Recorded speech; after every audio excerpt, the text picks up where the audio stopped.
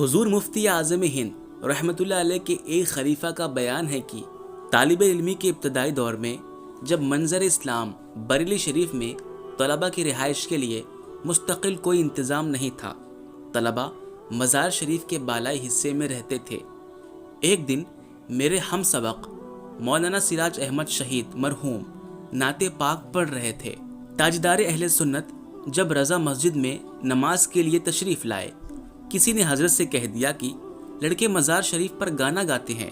حضور والا یعنی حضور مفتی اعظم ہند نے کسی سے اپنی قیام گاہ پر فرمایا، بچوں سے کہیے وہ مزار شریف پر گانا نہ گایا کریں۔ جب اس شخص نے طلباء کے سامنے حضرت کا پیغام پہنچایا تو مولانا سراج نے کہا، ہم لوگ گانا نہیں، اعلیٰ حضرت رحمۃ اللہ علیہ کی لکھی ہوئی نعت پاک پڑھ رہے تھے۔ مولانا سراج کی خبر تاجدار اہل سنت تک پہنچائی گئی۔ حضرت نے سنتے ہی قلم روک دیا اور فرمایا کہ مولانا سراج کو بلائیے۔ میں خود حاضر ہو جاتا مگر میں مصروف ہوں۔ حکم پا کر مولانا سراج حاضر ہوئے، سلام و دست بوسی کی۔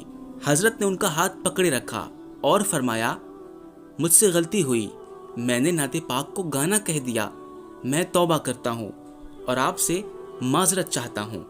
یہ سننا تھا کہ مولانا سراج کانپ گئے اور حضرت کے قدموں میں سر ڈال دیا، مگر واہ تقویٰ، حضرت نے جب تک ان کی زبان سے معافی کے الفاظ سنے نہیں، ان کا ہاتھ نہیں چھوڑا۔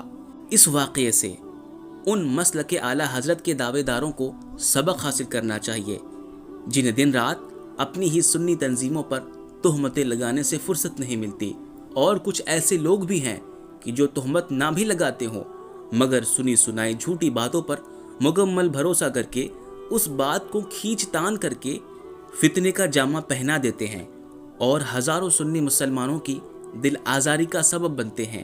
پھر جب معلوم بھی ہو جائے کہ وہ بات جھوٹی تھی، تب بھی رجوع کرتے ہوئے ایسے بھاگتے ہیں جیسے شیطان اذان سن کر بھاگتا ہے۔ اعتراض کرتے وقت تو مسلک اعلیٰ حضرت کا نام ورد زباں ہوتا ہے، پر جب بات جھوٹی نکلے یا محض غلط ثابت ہو جائے تو پھر مسلک اعلیٰ حضرت کی تعلیمات یاد نہیں رہتی۔